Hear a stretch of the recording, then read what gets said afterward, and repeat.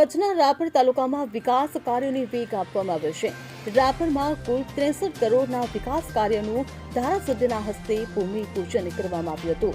આ પ્રોજેક્ટ્સમાં આરોગ્ય વિભાગ દ્વારા 35.34 કરોડની હોસ્પિટલ અને આરોગ્ય કેન્દ્રનો સમાવેશ થાય છે. માર્ગ અને મકાન વિભાગ દ્વારા 16 રસ્તાઓના નિર્માણ માટે 21 કરોડની ફાળવણી કરવામાં આવી છે. ત્યારે વિવિધ ગામોમાં 33 તળાવના કામો માટે 4.61 કરોડ ફાળવવામાં આવ્યા છે. જ્યારે બેલા ગામમાં 1.55 કરોડના ખર્ચે પ્રાથમિક આરોગ્ય કેન્દ્ર બનાવવામાં આવશે. Bureau report CN24 news. હવે જુઓ દેશ દુનિયાની તમામ ખબરો તમારી આંગળીના ટેરવે.